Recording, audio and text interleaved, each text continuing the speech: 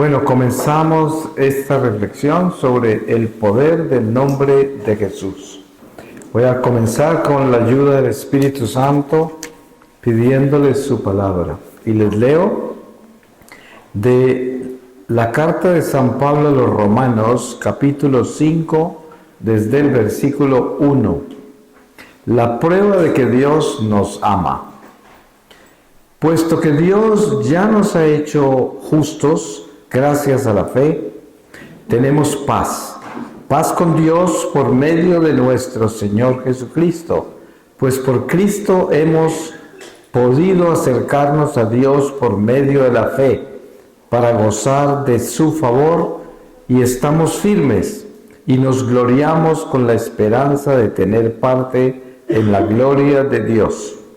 Y no solo esto, sino que también nos gloriamos de los sufrimientos, porque sabemos que el sufrimiento nos da firmeza para soportar, y esta firmeza nos permite salir aprobados, y el salir aprobados nos llena de esperanza, y esta esperanza no nos defrauda, porque Dios ha llenado con su amor nuestro corazón, por medio del Espíritu Santo que nos ha dado. Pues cuando nosotros éramos incapaces de salvarnos, Cristo a su debido tiempo murió por los pecadores.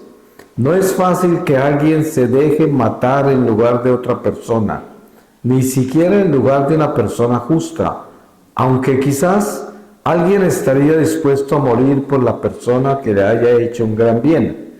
Pero Dios prueba que nos ama en que cuando todavía éramos pecadores, Cristo murió por nosotros. Y ahora, después que Dios nos ha hecho justos mediante la muerte de Cristo, con mayor razón seremos salvados del castigo final por medio de Él. Porque si Dios, cuando todavía éramos sus enemigos, nos reconcilió consigo mismo mediante la muerte de su Hijo, con mayor razón seremos salvados por su vida. Ahora que ya estamos reconciliados con Él, y no solo esto, sino que también nos gloriamos en Dios mediante nuestro Señor Jesucristo, pues por Cristo hemos recibido ahora la reconciliación. Palabra de Dios. Sabemos que dentro del misterio inmenso que hay de lo que es nuestra vida mesiánica, o sea, el Mesías entre nosotros, está su nombre. Como se dice, es el nombre que está por encima de todo nombre, en el cielo, en la tierra, en los abismos, donde el nombre de Jesús se escucha, se dobla toda rodilla.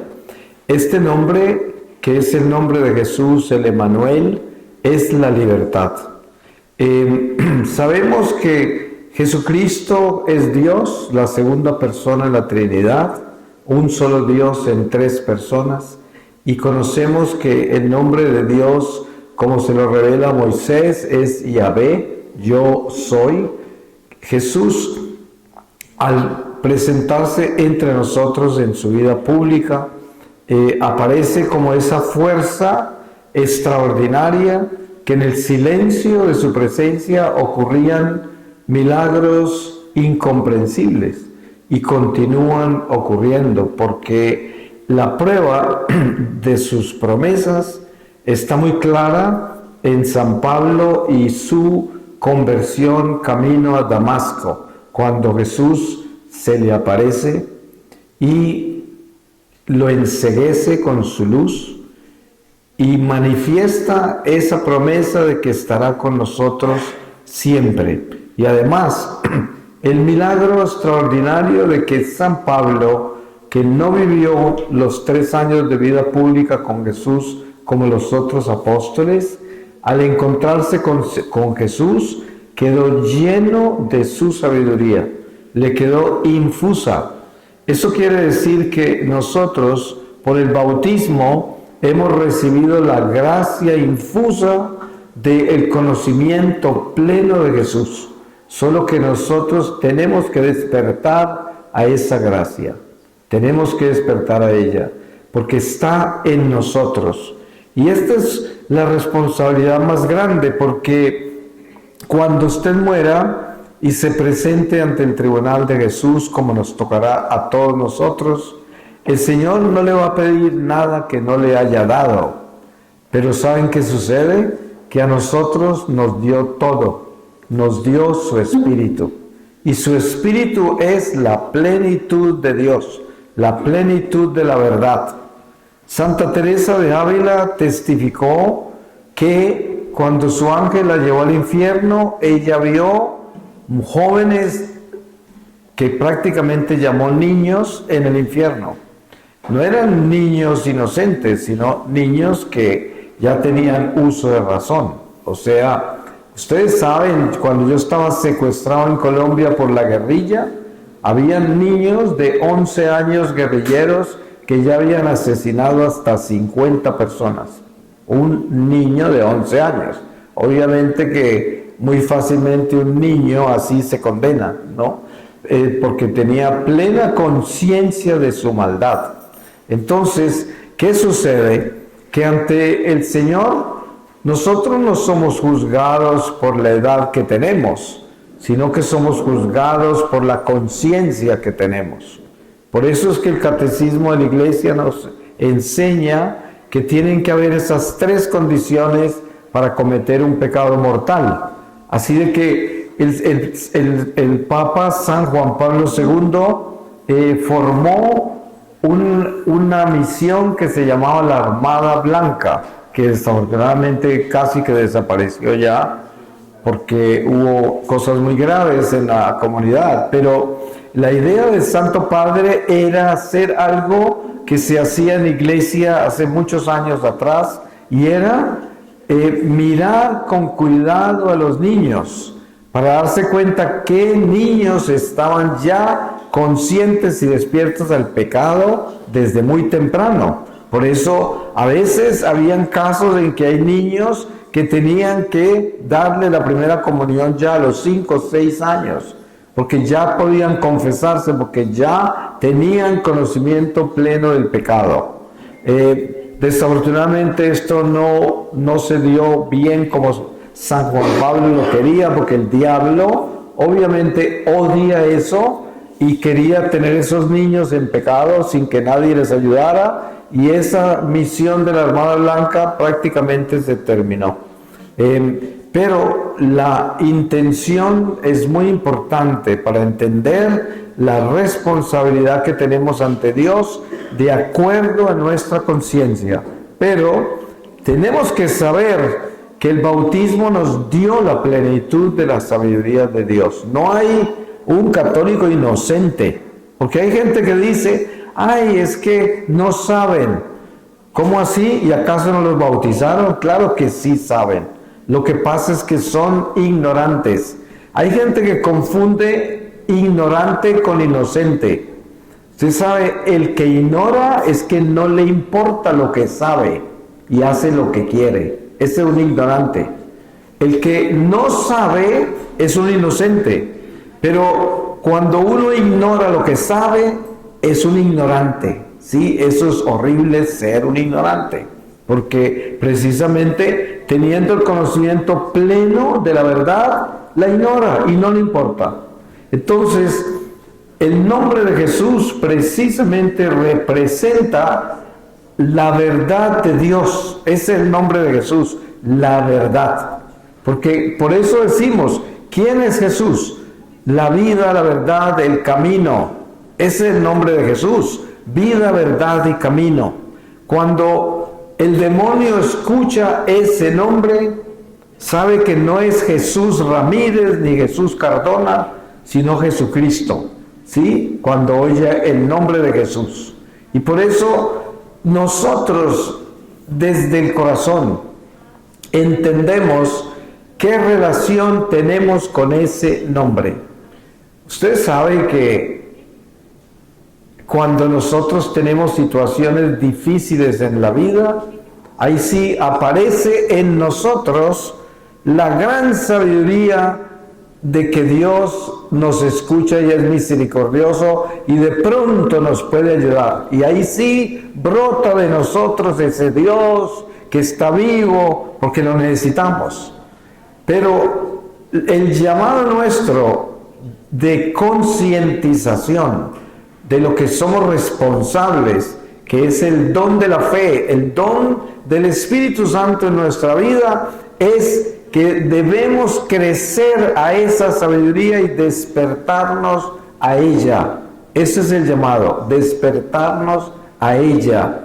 Por eso es que podemos decir que esta vida terrenal es una escuela de almas. Es lo que es. Estamos en clase todo el tiempo. Y si no aprendemos la lección acá, y si por misericordia de Dios nos salvamos, tenemos que seguir estudiando en el purgatorio hasta que aprendamos la lección. Y esa lección sabemos que es una sola lección: el amor de Dios, ninguna otra. Entonces Jesús representa esa lección, porque es el amor. Jesús es el amor de Dios, porque es Dios hecho hombre, y Dios que viene a pagar con su sangre por nosotros. Por sentido común, por inteligencia humana, por sabiduría humana, el hombre dice: ¿qué necesidad tiene Dios de hacerse hombre como nosotros? En todo igual menos en el pecado, como dice la palabra. Si Él pudiera haber hecho todo eso sin necesidad de tomar carne, porque es Dios. ¿Qué hay imposible para Dios? Nada. Pero dése en cuenta la obediencia de Dios a su propia creación.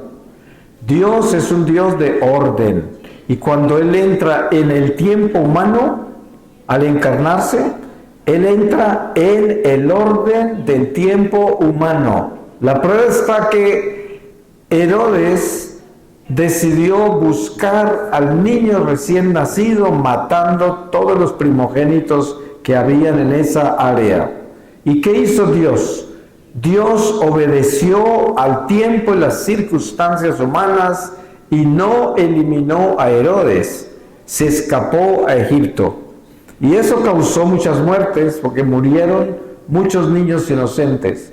Lo que pasa es que para nosotros murieron muchos niños inocentes, pero lo que no sabemos es que en el curso de la realidad espiritual, esos niños son mártires.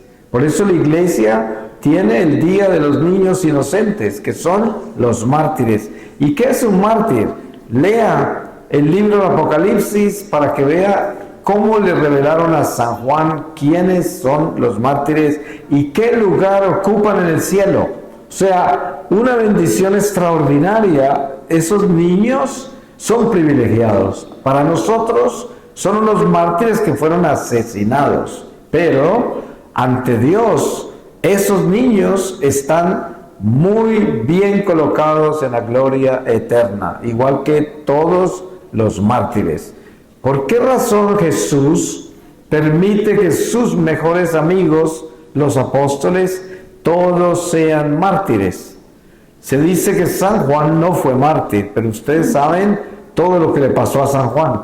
Primero que todo, el martirio de haber vivido el Calvario como único apóstol que caminó con el Señor es un martirio inmenso, porque él era el apóstol del amor, y el dolor que sintió junto con la Virgen María y las mujeres de Jerusalén que se atrevieron a caminar con el Señor en el Calvario fue un martirio, lo mismo que todas esas mujeres. Y también conocemos por la historia sagrada que a San Juan lo metieron en una paila de aceite caliente y salió más joven.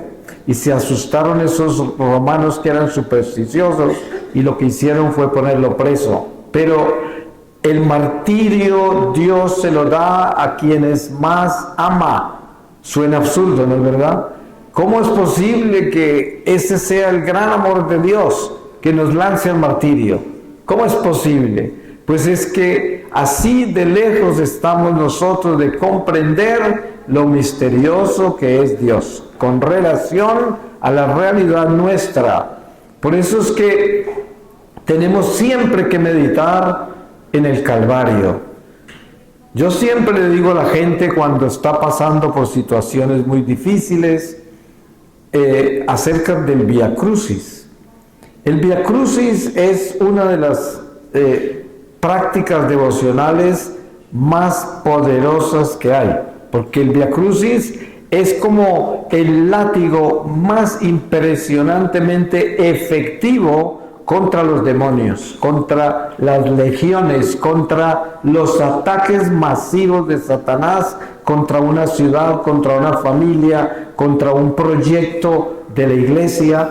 El Vía Crucis es poderoso. ¿Por qué? Porque en el Vía Crucis Jesús aparece como el perdedor para los ojos del mundo, el que está maldito, el que va a ser crucificado afuera de los muros de Jerusalén, donde solo mueren los bandidos y todos se burlan y todos lo escupen y todos lo apedrean. Él es el que perdió para el mundo, pero dense en cuenta ese calvario que es la victoria. Y por eso nosotros tenemos que mirar prácticamente al revés para entender el derecho de Dios. Porque si no miramos al revés, no entendemos el derecho de Dios. El Calvario es todo lo contrario. Esa cruz que lleva Jesús arrastra al demonio y todos los infiernos con él. Es una procesión donde lleva arrastrado el mal. Ese es el martirio, esa es la muerte del cristiano, ese es el sacrificio que hacemos nosotros para fortalecernos. ¿Por qué es poderoso el ayuno?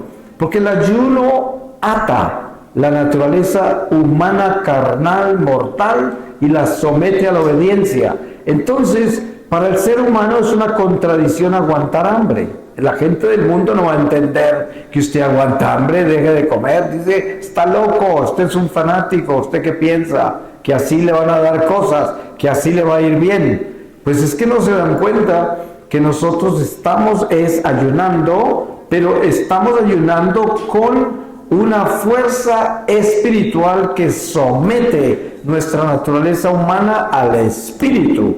Y como la gente que no es espiritual no entiende espíritu, nunca va a entender que es un ayuno, que es un sacrificio, una mortificación, penitencia. No entienden. Pero no se trata de que nadie entienda, es que se trata de que nosotros entendamos, porque nosotros somos los responsables de llevar a cabo la concientización de los dones que nos han sido confiados. A nosotros se nos confiaron los dones de Dios, y esos dones de Dios comienzan con ese nombre de Jesús, que es nuestro Salvador, nuestro Señor. Y es tan importante tener ese Señor tatuado en nuestro corazón, circulando por entre nuestra sangre, vivo en nuestro corazón, vivo en todo nuestro ser, que sea nuestro horizonte, que sea nuestra esperanza, que sea la fuerza que nos mueve en todo lo que hacemos, en todo. De esa forma podemos sujetar todas las cosas que nos separan de Él, como son todos nuestros vicios y defectos y pecados, las tentaciones del demonio, las seducciones de este mundo, lo podemos sujetar todo al nombre de Jesús. El poder del nombre de Jesús es algo tan grande. En el África, en Uganda, afuera de la ciudad de Kampala, estaba yo con Dianita, la misionera que ustedes conocen, en una montaña que se llama la montaña de Sión, y es una montaña de exorcismo, y el exorcista en ese año era el más famoso que había en África, y era un hombre así de grande, con su sotanita llena de caspa, ¿no? Humilde como ustedes no pueden imaginarse, y llegamos allí. Yo no sabía muy bien nada de lo que pasaba en esa montaña. Alguien me llevó, un misionero me llevó allá, y a Dianita, y llegamos y él nos oró y nos dijo, los voy a preparar porque vamos a un ministerio que es muy exigente, y oró por nosotros, y bajamos la montaña con él y llegamos a una ramada muy grande, y nos dijo, aquí caben unas 5,000 personas más o menos, y dice, en unas 2 horas aquí no van a caber porque vienen mucho más de 5,000. y van a estar allá en esa montaña y por todos lados. A nosotros nos quedaba difícil entender eso porque no había nadie y faltaban apenas 2 horas. Y cuando se habla de esos números, uno se imagina que ya están las filas de gente, pero no, de verdad se llenó el lugar, se llenaron las montañas aledañas y comenzó la Eucaristía y comenzaron los cantos de estas mujeres que cantaban increíblemente espiritual. Y cuando el Padre comenzó a hablar en lenguas después de su homilía, comenzaron a llegar corriendo de todas partes y caían al lado del altar cientos de gente posesa que llegaba de todo África y de todo el mundo. Muchos los habían traído amarrados en camisas de fuerza, todo porque era el exorcista más famoso que había. Y era el hombre más sencillo, más humilde que se pueden imaginar. Y la fuerza más grande de ese sacerdote para sus exorcismos era el nombre de Jesús, ¿sí? El nombre del Señor. Pero dense cuenta de esto. Resulta que el exorcismo tiene que ver directamente con la realidad del exorcista con Dios. Porque San Antonio de Padua usaba 3 frases corticas y exorcizaba los casos más horribles y difíciles, quedaban libres. Pero cualquier otro exorcista que usara esas mismas frases, el diablo hasta se burlaba de ellos, ¿sí? Porque esto tiene que ver con usted. ¿Quién es usted? ¿De qué está hecho? ¿Dónde está su fe? El nivel de su fe. Eso es lo que tiene que ver. Por eso, ¿cuánta fuerza tiene usted contra el demonio? Claro, el sacerdote tiene la autoridad de la iglesia, tiene sus manos ungidas y tiene el permiso del obispo para exorcista. Claro, con eso tiene una fuerza extraordinaria. Pero si el sacerdote no está bien con Dios, no es lo mismo que un santo, que un sacerdote santo. Entonces, en nuestro caso particular, el nombre de Jesús es nuestra fuerza contra Satanás. Pero ¿cómo? Usted tiene que tener ese Jesús en su corazón vivo, verdaderamente vivo, que solo con decir el nombre huyen los demonios, no lo resisten, porque está vivo en usted, porque el demonio lo puede ver en su corazón. Si usted es una persona llena de vanidad, de pretensión, y empieza a gritar el nombre de Jesús, pues de pronto los demonios se esconden, pero no se van, ¿no? Porque miren, hay mucho laico muy pretencioso que pretenden liberar a la gente en ministerios de liberación y de exorcismos y todo esto, pero son gente vanidosa que está detrás del dinero, del poder, de la fama, y el demonio parece que se va, pero lo que hace es que se esconde en esas personas enfermas y a veces se enferman más. No sé si ustedes entienden ese lenguaje de que cuando oran por una persona, alguien que no tiene autoridad, como los demonios no resisten esas oraciones y no se pueden ir porque no hay autoridad para sacarlos, lo que ellos hacen es esconderse en los órganos vitales del enfermo. Y entonces él que está afectado espiritualmente termina enfermo físicamente también, porque por esas oraciones acaban de agravar al enfermo. Es el daño que hacen esta gente irresponsable que se ponen a hacer ministerios de liberación y ministerios sin ninguna autoridad. Pero entendiendo nosotros la responsabilidad que tenemos de entender quién es Jesús realmente en nuestra vida, la fuerza que tiene, ¿qué es lo que tenemos que hacer nosotros con esa fuerza? Porque como a nosotros se nos ha sido dada la gracia de tener un Dios vivo en nuestro corazón por medio del bautismo, entonces esa responsabilidad es de asegurarnos de que nosotros seamos, como decíamos ayer, esas vasijas limpias que llevan el tesoro. Esa es nuestra responsabilidad, mantenernos limpios. Miren, si pudiéramos decir en lenguaje muy sencillo, ¿qué es lo que la Escuela de María hace por nosotros en esta visita corta de estos días de retiro? Podríamos decir que la Escuela de María, por medio de la Virgen, nos ayuda a limpiar la vasija. A eso es lo que nos ayuda, a limpiar la vasija para que pueda reinar Jesús en nosotros, para que el reinado de Dios se pueda dar en nuestro corazón, porque llegamos a limpiar esta vasija y sabemos que todos necesitamos constantemente estar limpiando esta vasija de barro, este ser humano carnal, terrenal, racional que somos nosotros. Y no es cosa sencilla limpiarla, porque ustedes saben todo lo que hay que sacar para que quede limpia. Todo, tanta cosa. Sobre todo, una de las basuras más contaminantes que nos disminuyen más como seres humanos es la idolatría. Y esta sí que es pesada de sacar. Como decíamos también en otra reflexión en estos días, San Pablo nos pide que le pongamos cuidado al ejemplo que tenemos de los hebreos en el Éxodo, para que nos demos cuenta cuántos morían porque no querían soltarse de sus pecados, de la idolatría, de la fornicación, de tantos pecados, y morían, no lo soltaban, y Dios les estaba advirtiendo.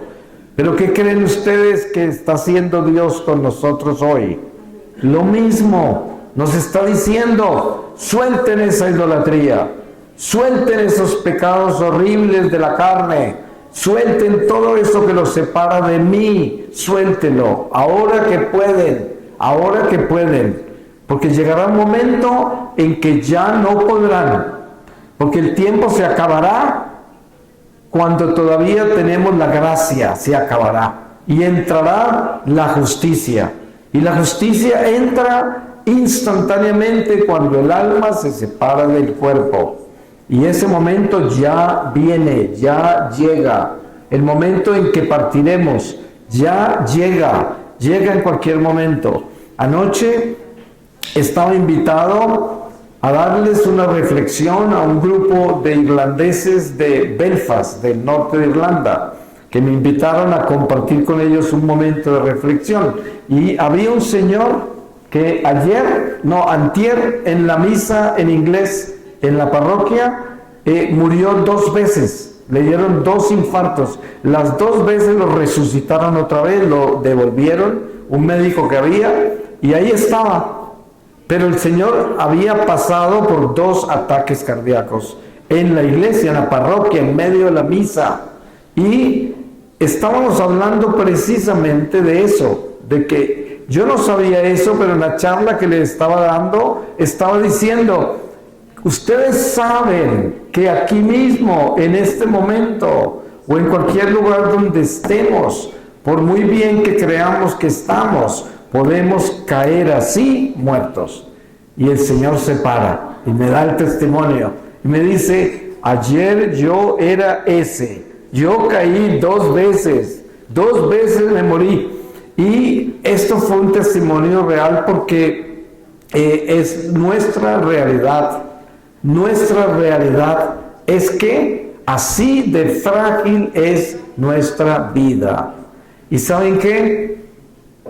En el momento de la muerte es cuando más vamos a necesitar comprender ese nombre de Jesús. Porque ¿saben qué? Si usted en la transición de esta vida a la otra es capaz de pronunciar ese nombre con todas las fuerzas de su ser, usted va a atravesar el umbral de la oscuridad hacia la luz. Porque es sabido que en el momento de la muerte la gente no puede ni rezar, no le salen ni las oraciones. Así es. Yo no sé cuántos de ustedes han estado al lado de un moribundo. Y mucha gente en su agonía no puede ni pronunciar una oración, no les sale. Y esto es lo que debemos entender, la fuerza que necesitamos para tenerla en nuestro corazón de verdad. Por eso tenemos que adentrarnos más en ese Jesús. Tenemos que adentrarnos más en Él para que Él se haga una realidad contundente en nuestra vida. Que no sea el Jesús que está allá en esa imagen, o el Jesús que está en el rosario, o el Jesús que está en mi breviario, en mi Biblia. No, ese Jesús que vive en mi corazón, ese que yo necesito, ese poder del nombre de Jesús que cuando yo lo pronuncio, estoy pronunciando a mi Dios, a mi Señor, a mi fuerza, a mi vida, a mi verdadera fe, a mi verdadero destino y razón de ser, ese Jesús. Y esto es lo que debo tener, pero tatuado en mí, porque si usted se examina bien y con sinceridad, de pronto se da cuenta que ese Jesús está allá, por allá en la oración, en una nube, por allá arriba, o está por allá cuando usted va a la iglesia, o está ahí cuando se confiesa, pero no está acá. No está acá y no camina con sus propios zapatos, no está en su estómago, no está en su corazón ni en su sangre, está allá en esa novena, está por allá, está en su religión, pero no en su corazón. Y en esto tenemos que ser muy sinceros. Jesús tiene que estar en mí, adentro de mí, una realidad en mí. Si no está así, hay que empujarnos hacia allá.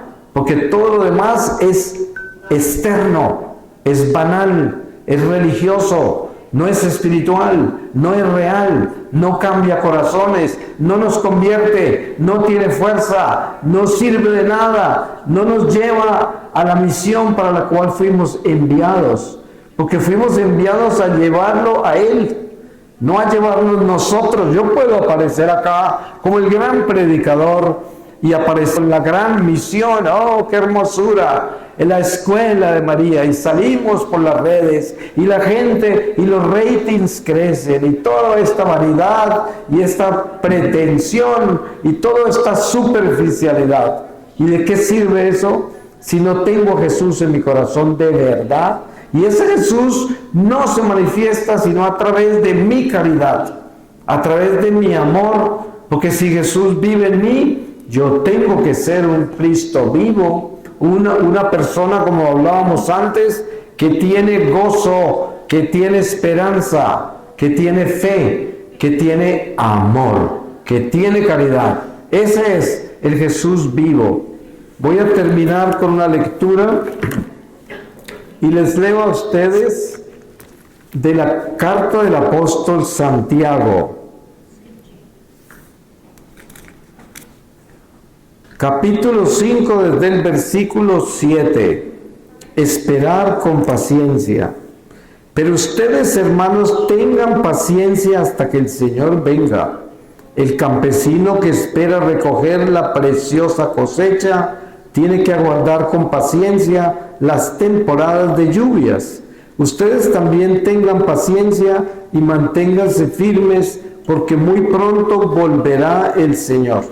Hermanos, no se quejen unos de otros para que no sean juzgados, pues el juez está ya a la puerta.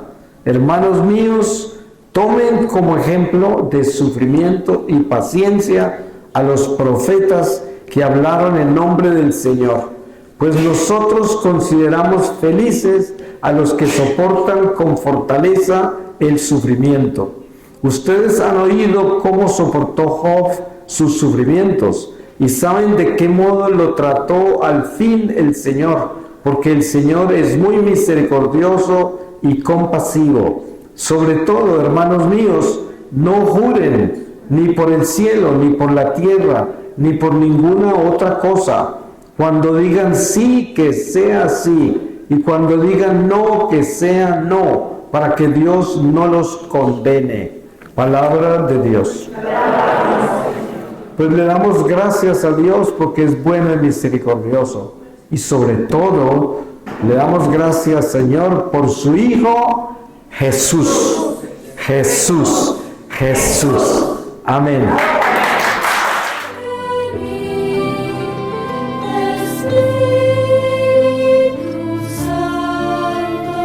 Mari Carmen puede hacer una oración, por favor.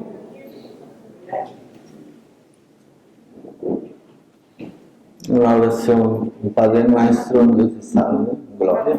Sí, funciona así.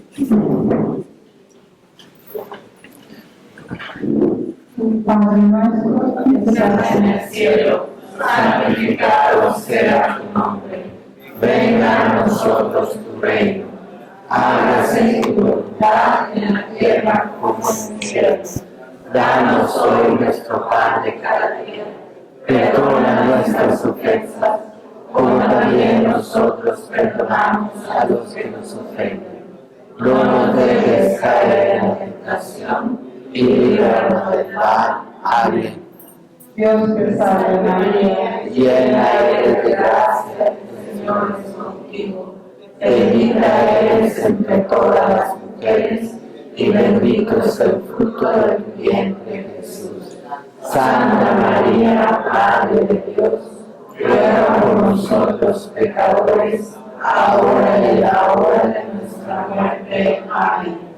gloria al Padre, al Hijo y al Espíritu Santo. Como era en el principio, ahora y siempre, por los siglos de los siglos. Amén. Gloria al Padre, María, Reina de la Paz, Ruega por nosotros. de la Padre y Dios, en el nombre del Padre, del Hijo y del Espíritu Santo.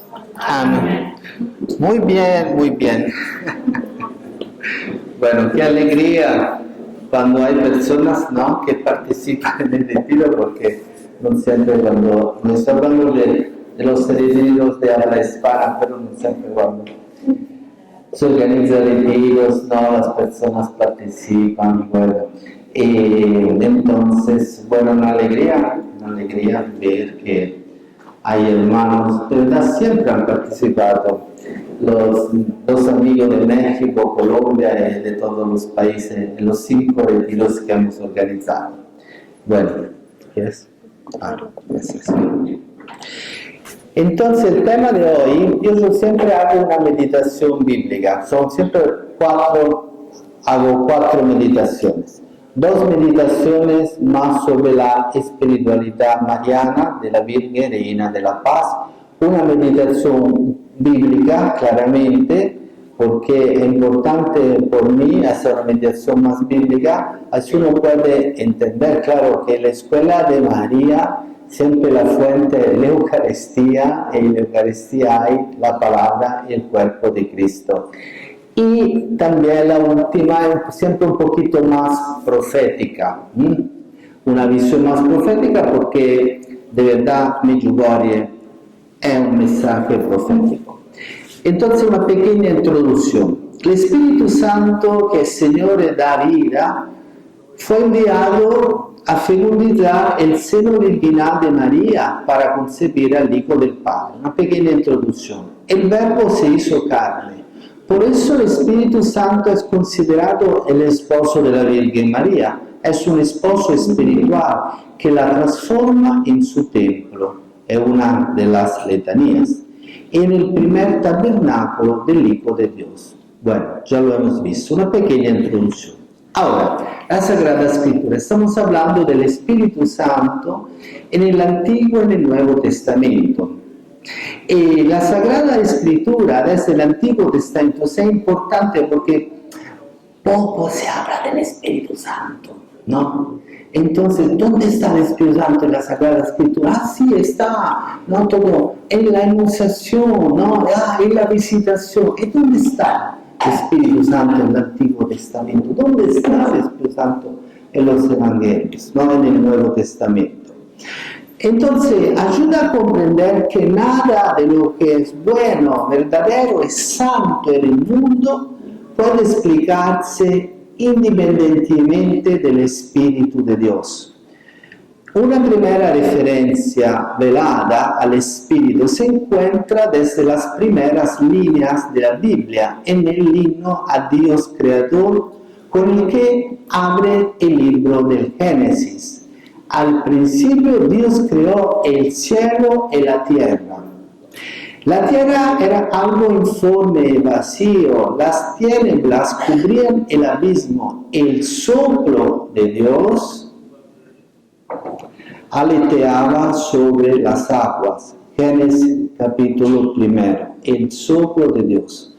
Para decir espíritu se utiliza aquí la palabra hebrea ruach, que significa aliento, y puede designar tanto el viento como el soplo, pero un soplo divino.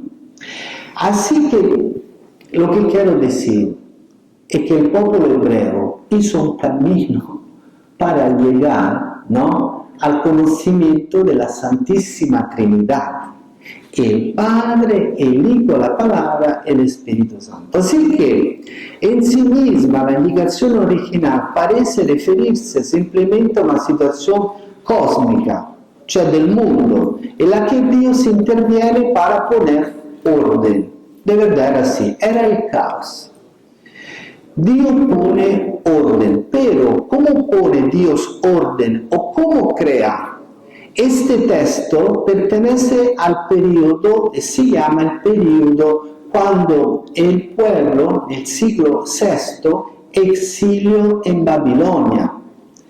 Por la infidelidad del pueblo, el pueblo, claro, fue exiliado, fue en exilio, cuando la fe de Israel había alcanzado explícitamente la concepción monoteísta de Dios, tomando conciencia, gracias a la luz de la revelación y a la experiencia del alejamiento de la tierra y de su templo, de la potencia creadora del único Dios y del Espíritu Santo. Entonces Marino hablaba ayer que el camino del pueblo de Israel fue un camino para purificar el pueblo desde los ídolos. ¿Usted se acuerda, no? Exactamente. Ya estamos en el VI siglo. Entonces ya el pueblo tiene esta visión monoteísta. El pueblo antes era politeísta. Creía en dioses, no un solo Dios. Ahora ya tiene esta concepción clara, monoteísta. Alcanzó. El Espíritu Santo, entonces la Sagrada Escritura de su presencia continua junto al pueblo de Israel. Cioè Israel ha llegado a comprender que Dios creó el universo con la fuerza de su palabra, que en hebreo se llama Dabar.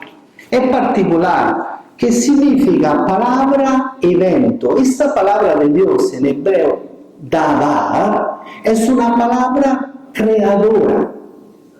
Es una palabra, entonces usted ya empieza a entender Dios, palabra, espíritu. Es como Dios, ¿no?, desarrolla el camino del pueblo, ayuda al pueblo porque pueda llegar a la visión de un Dios uno y trino en tres personas, Padre, Hijo, Espíritu Santo. Pero es claro que es la revelación de Dios para ayudar al pueblo. Combinando con esto, surge entonces el papel del Espíritu, cuya percepción se ve favorecida por la misma analogía del lenguaje que, por asociación, conecta con la palabra y con el aliento de los labios.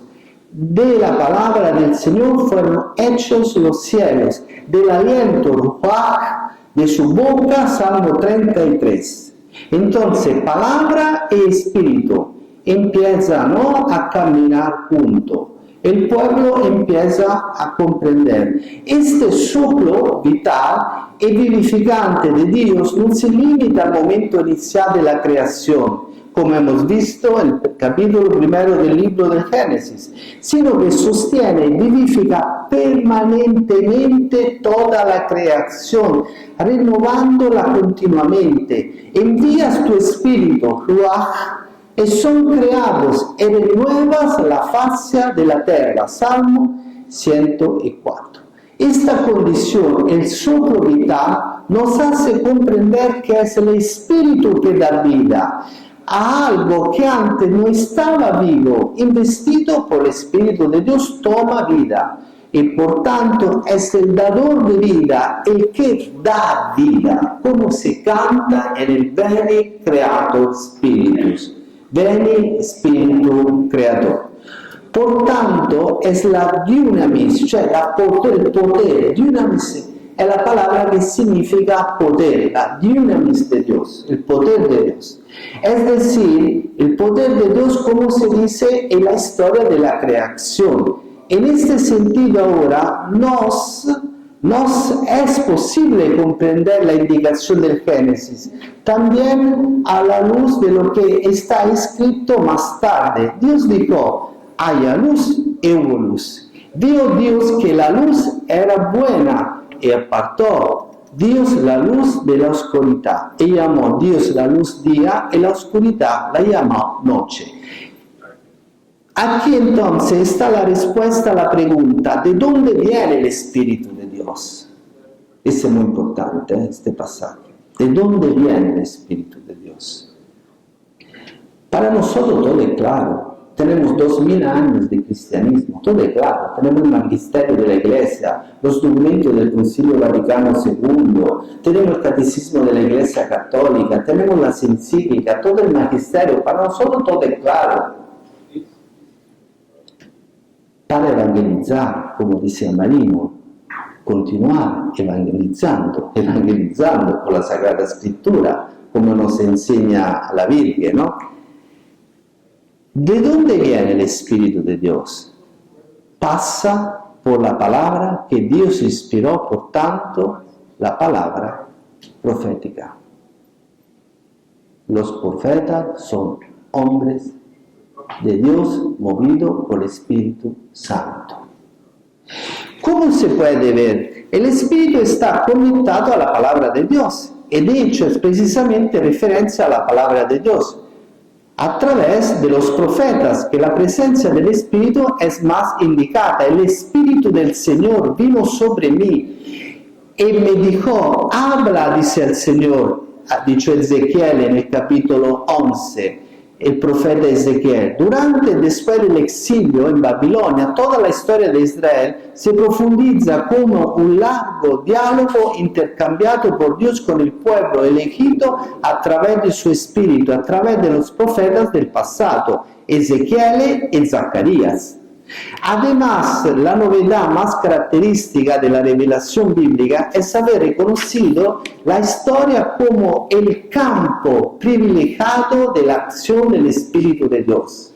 Es muy importante, es muy importante. La nueva era habla de un espíritu, es muy importante. El Espíritu de Dios es persona, non è lo spirito cosmico della nuova era evanescente, ¿entiende? È persona, è Dios, è la tercera persona della Santissima Trinità. ¿Cuántas personas están involucradas en la nueva era buscando un espíritu cósmico, ¿no? A través de un medio, ¿no? Que capta un espíritu cósmico que nada que ver con el Espíritu Santo, que es Dios dador de vida, Dominum et vivificante.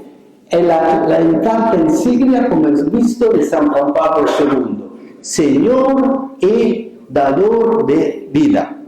El camino por el desierto, una jornada de camino, y fue a sentarse bajo una planta. Estamos hablando ahora del profeta Elías, que usted me preguntaba en Tijalina, ¿quién?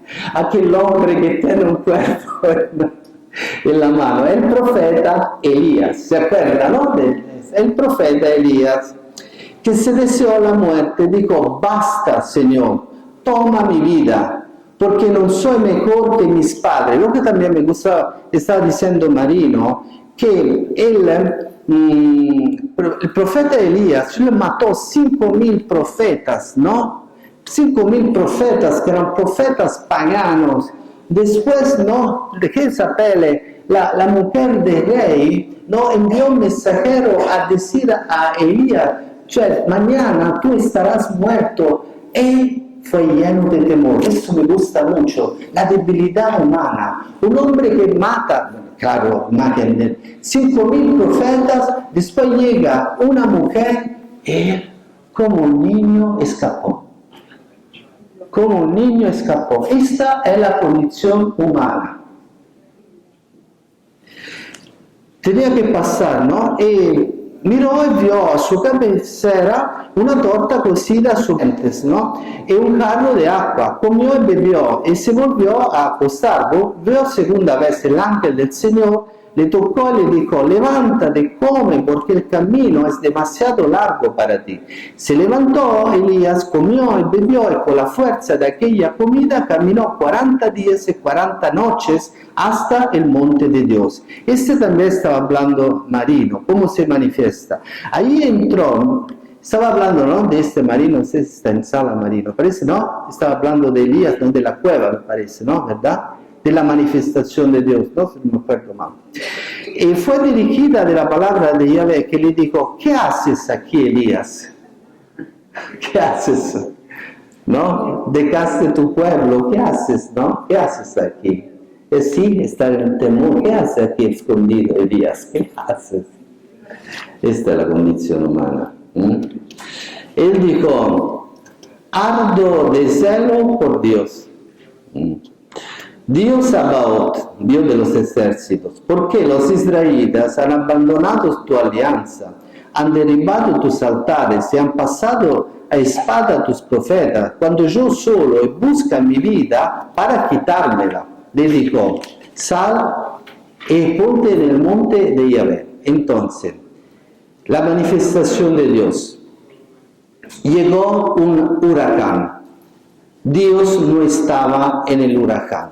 Después llegó un temblor, fuego, pero Dios no estaba en el fuego, Dios no estaba en el temblor. Llegó una brisa suave. Al oírlo, Elías cubrió su rostro con el manto, salió y se puso en la entrada de la cueva. Le fue dirigida una voz que le dijo: ¿qué haces aquí, Elías? El primer libro de los Reyes, el capítulo 19.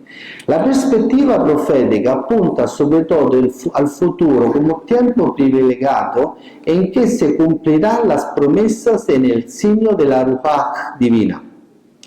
Isaías anuncia el nacimiento de una descendencia particularmente marcada por la presencia del Espíritu. El Espíritu del Señor posará sobre él el Espíritu de sabiduría. Y aquí que tenemos los 7 dones del Espíritu Santo, ¿no? A través del texto de Isaías. De inteligencia, espíritu de consejo, de fortaleza, el espíritu de conocimiento y de temor del Señor. Se deleitará en el temor del Señor. No juzgará según las apariencias, ni tomará decisiones basándose en rumores, pero juzgará a los pobres con justicia y tomará decisiones justas por los oprimidos de la tierra. Este es el nombre que dona. ¿Está hablando de qué esta profecía, según ustedes? ¿Está hablando de quién? Está hablando del Mesías. Es una profecía mesiánica, ¿no? Para hacer un balance sintético de la misteriosa identidad del Espíritu en el Antiguo Testamento, indicamos 2 rasgos muy claros. La trascendencia del Espíritu, al que a veces se llama santo. El Espíritu de Dios es divino en todos los aspectos y no es una realidad que el hombre pueda conquistar con su propia fuerza, sino un don que desciende de lo alto. Solo puede ser invocado y acogido. La fuerza dinámica del Espíritu que se revela en sus intervenciones en la historia. Estamos en el tercer día de la novena en preparación de la del Pentecostés. El Espíritu de Dios obra, actúa en la historia, cambia la historia. Y nosotros somos llamados a ser testigos del Evangelio y a ser hombres y mujeres que, guiados por el Espíritu, cambian la historia de una sociedad, de un pueblo, de una familia, de una cultura. ¿Qué responsabilidad que tenemos como cristianos? Si permitimos al Espíritu Santo, que es el esposo de María Santísima, de guiarnos hoy en la sociedad, hoy somos llamados a evangelizar, no ayer, hoy somos llamados. Tan pronto como fue bautizado Jesús, salió del agua, ¿no? Aquí está hablando, claro, el Evangelio de San Lucas. Pero, terminando la parte sobre el Antiguo Testamento, decimos a otras culturas, como por ejemplo la concepción del Espíritu como algo evanescente, lo que estaba diciendo antes. A veces se corre el riesgo de proyectar sobre la imagen bíblica del Espíritu concepciones ligadas a otras culturas, como por ejemplo la concepción del Espíritu como algo evanescente. Por el contrario, la idea bíblica de Ruach indica una fuerza supremamente activa y poderosa que transforma el caos en cosmos, la muerte en vida, el Espíritu dador de vida. La presencia del Espíritu de Dios en el Nuevo Testamento. El Nuevo Testamento teologiza el concepto del Espíritu, que en griego se llama, ¿cómo se llama el Espíritu en griego? Pneuma. En todas sus apariciones siempre tienen que ver con Dios. El evangelista Lucas tiene la capacidad de recorrer y contar el relato de la historia de la salvación a través de los libros, el Evangelio y los Hechos de los Apóstoles. Presenta al Espíritu al comienzo de la vida terrena de Jesús y del mismo modo al comienzo de la historia de la Iglesia. A continuación presentamos algunos pasos importantes. Entonces María dijo al ángel: ¿cómo es posible? No conozco a ningún hombre. El ángel le respondió: el Espíritu Santo descenderá sobre de ti. El poder del Altísimo te cubrirá con su sombra. Por tanto, el que nacerá será llamado Santo e Hijo de Dios. Lucas capítulo 1. Luego todos los sinópticos, los evangelios que son, ¿qué evangelios son sinópticos? Lucas, Marco y Mateo. Muy bien. Todos los sinópticos hablan inmediatamente del Espíritu Santo con ocasión del bautismo de Jesús en el río Jordán. Por ejemplo, cuando todo el pueblo era bautizado y mientras Jesús, habiendo recibido también el bautismo, oraba, los cielos se abrieron y el Espíritu Santo descendió sobre él en su apariencia corporal, como una paloma. Lucas. Después Marcos. Todos los sinópticos hablan de la epifanía del Espíritu, de la epifanía de Jesús como Hijo de Dios. También, y al salir del agua, vio los cielos abiertos, el Espíritu que descendía sobre él como paloma, Marcos. Después Mateos. Tan pronto como fue bautizado, Jesús salió del agua, y de aquí los cielos se abrieron, y vio al Espíritu de Dios que descendía como paloma y venía sobre él. Interesante, todo habla de esto. Es Jesús, porque San Juan tiene otra visión. Es Jesús mismo quien reconoce la presencia del Espíritu en su misión, entendida precisamente como el cumplimiento de las antiguas promesas. Esto se puede ver bien en el relato lucano de Jesús en la sinagoga. Él fue a Nazaret, donde se había criado, entró como de costumbre en la sinagoga el sábado y se levantó para leer. Le entregaron el rollo del profeta Isaías, que está escrito, abriéndolo encontró el pasaje donde estaba escrito: el Espíritu del Señor está sobre él. Está sobre la palabra de Dios hecha carne. Por esto me unió y me envió a proclamar la buena nueva a los pobres, a proclamar la liberación a los presos y la vista a los ciegos, para liberar a los oprimidos y predicar un año de gracia del Señor. Luego oyó el volumen, se lo entregó al encargado, se sentó, los ojos de todos en la sinagoga están fijos en él. Luego comenzó a decir: hoy se ha cumplido esta escritura que habéis oído. Usted se imagina cómo quedaron furiosos los fariseos que querían matarlo. Ellos sabían muy bien ¿no? Conocía muy bien, ¿no? El profeta Isaías, claro, ¿no? Él, hoy esa profecía se ha cumplido.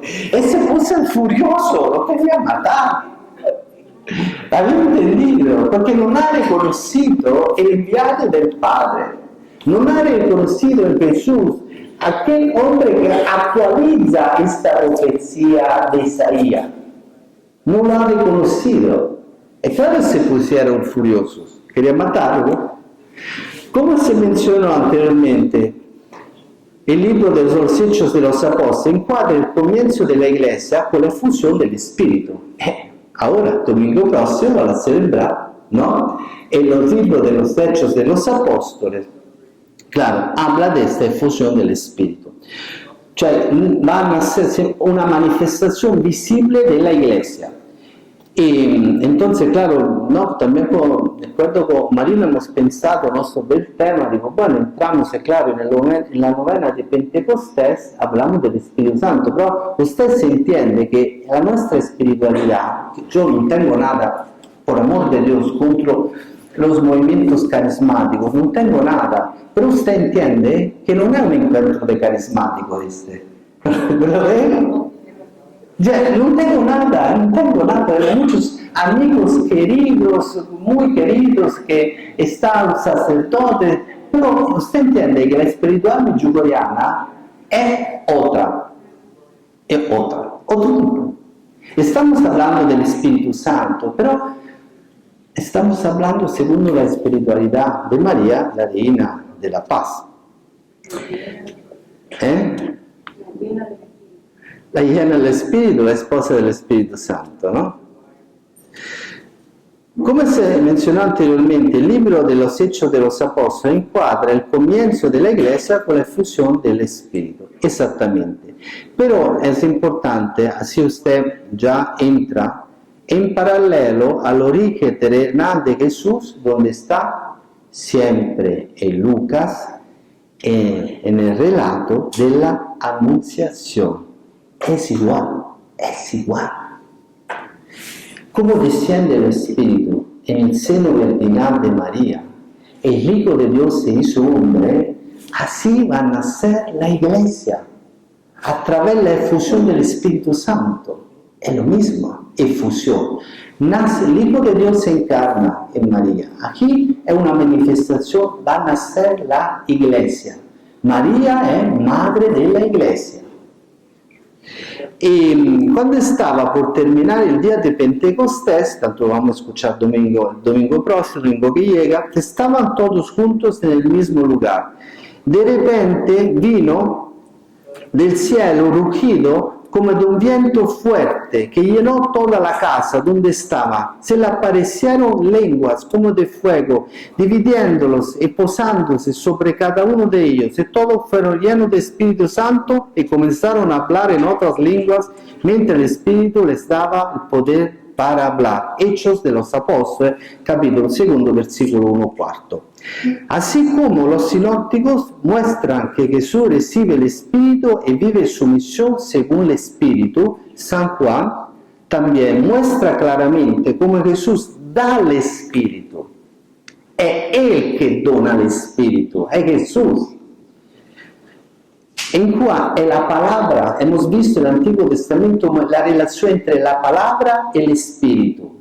Es Dios que dona el Espíritu. Todos somos profetas, todos, el profeta, todos somos profetas, todos somos rey por el bautismo, es sacerdotes. Claro, no sacerdote ministerial, pero todos somos profetas, todos somos templo del Espíritu Santo y permitimos entonces al Espíritu Santo de actuar en nosotros, es claro. Pero San Juan, esto por mí es muy importante, habla del Pentecostés desde la cruz. Cuando estaba muriendo, Jesús emitió el Espíritu. Entonces, es que desde la cruz, desde la muerte de Cristo, que recibió el Espíritu Santo. Entonces, justamente María estaba diciendo, como hijos de la resurrección, hijos de la resurrección. hijo crucificado de la resurrección. Porque si vivimos, he encontrado muchos amigos que me decían, bueno, el Espíritu, soy hijo de la resurrección. Sí, hermanito, eres hijo de la resurrección. Pero encuentra la cruz, un desastre. Encuentra la cruz, llega la depresión. Eran verdaderas, exactamente lo que también yo he vivido, escuchando, entendido por años, como las personas no sabían enfrentar, llevar la cruz, ¿por qué? Porque pensaba de vivir como hijos de la resurrección. Claro, somos hijos de la resurrección, pero somos hijos crucificados de la resurrección. Y a través de la conformación a la cruz, que somos hombres y mujeres del Espíritu Santo. Hay un ejemplo, San Pablo. ¿Qué tenía San Pablo? Las estigmas. San Francisco, que tenía estigmas. San Pío, que tenía estigmas. Esa es la perfecta conformación. Claro, es un don particular, una manifestación, pero todos somos llamados a tener las estigmas. Solo son visibles las estigmas de Francisco, de San Pío, bueno, de Pablo no eran visibles, pero de San Francisco eran visibles. Pero como para decir, esta es la perfecta conformación a Cristo, este es el hombre del Espíritu, un hombre de paz. Francisco fue un hombre de paz. ¿Por qué fue un hombre de paz? Porque se dejó crucificar con Cristo. Pero para ser libre, no para caer en la depresión, ¿entiendes? No para ser un hombre deprimido, sino para ser un hombre libre de sí mismo, libre del mundo, para servir al mundo, para amar al mundo como creación de Dios, no como el espíritu del mundo, claramente, que es el espíritu del anticristo, sino también como creación de Dios, para servir a los hermanos. Pero para hacer esto tengo que conformarme a Cristo. Porque si no lo hago, no vivo la comunión con Cristo y no soy hombre del Espíritu, porque no permito a la cruz de Cristo, la redención, de purificarme y de cambiarme. Entonces no me permito de convertirme, yo necesito de conversión diaria, todos necesitamos de una conversión diaria, de una conformación. Ahora, es claro que por mi franciscano veo el padre San Francisco, es claro, alter Christus, así se llama Francisco, cioè altro è Cristo. Pero después de 8 siglos de historia, murió ya 8 siglos, 800 años, tenemos un hombre universalmente reconocido como hombre de paz, discípulo de Cristo, discípulo del Evangelio, porque se dejó conformar a través del Espíritu Santo a la cruz del Señor. Terminamos. Sí.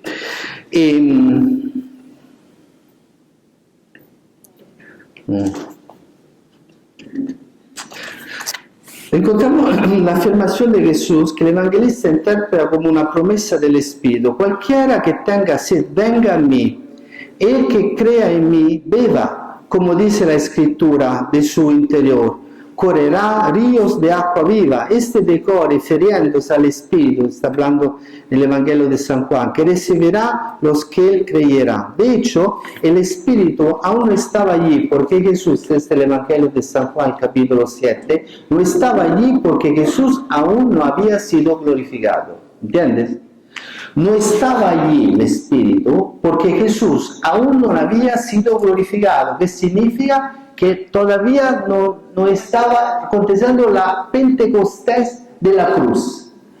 Muchas Pentecostés hay. La Pentecostés, claro, Pentecostés en la Anunciación, la primera Pentecostés. El segundo Pentecostés, el Pentecostés de la cruz. El tercero Pentecostés es cuando el Pentecostés en la iglesia, cuando están los apóstoles con María reunidos. Esto, para nacer, el Hijo de Dios, el discípulo perfecto de María en la iglesia, madre y maestra nuestra. La invitación de Jesús a acercarse a Él para beber tiene su inspiración en la sabiduría y la literatura profética. Bueno, porque no tenemos el tiempo, pero esto lo encontramos, por ejemplo, también hoy cito mucho Marino, pero justamente ayer citaba la liturgia. La liturgia è vita, la liturgia, la traduzione di liturgia significa acción por el pueblo. E Cristo si manifesta nella liturgia, lo Spirito Santo attua la liturgia, non solo nella Santa Missa, también la paraliturgia, también la liturgia de las horas, que uno de ustedes me imagino que conoce, que reza, ¿no? Claro, es como, entonces es claro que esto es también la liturgia, que todo se manifiesta en la liturgia, que acciona a favor del pueblo, es vida, la presencia de Cristo en nosotros, el Espíritu Santo, que nos permite de ser hombres y mujeres que viven en la comunión a través de la liturgia, que es vida. ¿Dónde está el Antiguo Testamento? Hay la fiesta de las tiendas. ¿Ok? Esto. Y también claramente, voy corriendo, también ne habla claramente el evangelista San Juan. Después, en este escenario cultural, las palabras de Jesús significan que la verdadera fuente de agua viva a la que debemos acudir para saciar nuestra sed es Él mismo. Cuando habla con la samaritana, ¿dónde tenemos que adorar? ¿En este monte o en Jerusalén? El agua viva es Él, Jesús, la fuente que dona l'agua viva, la fuente. El que cree en mí beba, es la fe también que necesitamos. Cioè Jesús necesita de nuestra fe, es la nuestra fe que este deseo, ¿no? Que del agua viva. La revelación traída por Jesús, la explicación del evangelista San Juan, refiere el agua viva al Espíritu, indicando así el significado completo del texto. En efecto, en el Antiguo Testamento el don del Espíritu estaba asociado a la imagen del agua. Isaías y Ezequiel. El agua viva ofrecida por Jesús es por tanto símbolo de la revelación divina del Espíritu. De esta manera el Espíritu y la palabra se unen bajo el mismo signo de la agua en el bautismo. El bautismo. La entrega del don de la palabra y del Espíritu se produce en dos etapas. En el tiempo presente Jesús da la revelación de Dios Padre. En el futuro, cuando ocurra la glorificación de Jesús, Él derramará el don del Espíritu sobre los creyentes. La promesa de Jesús, pronunciada en la fiesta de las tiendas, se realizará en la glorificación del Señor, en el misterio de su muerte en la cruz. La unión entre el don del Espíritu y la palabra se expresa a menudo con la expresión Espíritu y verdad o Espíritu de verdad, como se ve, por ejemplo, en la historia de la mujer samaritana. Como hemos dicho, el Señor, ¿no?, le ha dicho: soy yo que te hablo. Ella tenía sed de agua y Jesús la ayuda a entrar en una dimensión más profunda, cioè el deseo del agua viva del Espíritu. Ella empieza a entender, porque la mujer tiene esta inteligencia intuitiva mucho más que los hombres, decimos así. La verdad. Entra, sí, es la verdad, porque la mujer intuye, el hombre fatiga bastante para intuir, no tiene este cerebro capaz como la... ¿Por qué intuye? Porque es más sensible del hombre, porque sabe coger el particular. El hombre no, yo digo, se entra un elefante rosa aquí caminando, el hombre no lo ve, porque el hombre es hecho así. Entonces, esa es la broma, pero así. Entonces, yo entiendo las mujeres cuando van, ¿no?, se ponen bonitas así con los pelos, ¿no?, o se compra, ¿no?, una camisita, y dice: no me mira, no lo ve, queridas, es así, no tiene este cerebro.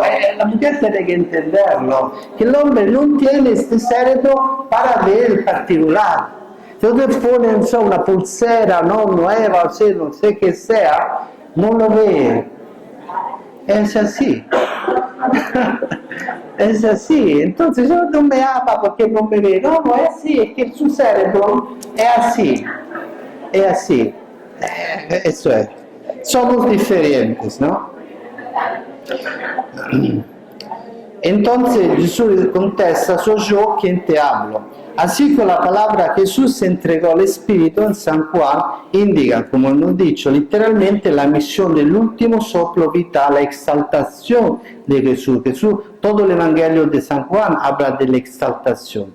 Esta expresión es única, interesante ¿no? En la literatura porque significa muerte. Que Jesús, habiéndolo cumplido todo, concede al Espíritu.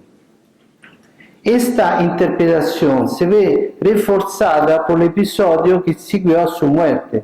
Cuando llegaron a Jesús y vieron que ya estaba muerto, no le quebraron las piernas, pero uno de los soldados le golpeó el costado con una lanza y al instante salió sangre y agua. Última dos. Quindi el derramamiento de agua del costado herido de Jesús sugiere el cumplimiento de las promesas pronunciadas en la fiesta de las tiendas. De su seno correrán ríos de agua viva. Esto lo dijo refiriendo, como está escrito en el capítulo del Evangelio de San Juan, el capítulo 7, refiriéndose al Espíritu. Por tanto, el Nuevo Testamento muestra que Jesús y el Espíritu son inseparables y que existe una unión íntima entre el Espíritu Santo y la palabra de Dios. Amén. Amén. La Iglesia Católica, comentarios bíblicos, no tiene que inscribirse en una facultad teológica o estudiar Sagrada Escritura, ¿entiendes? Justamente lo decía Marino, todos tenemos la unción.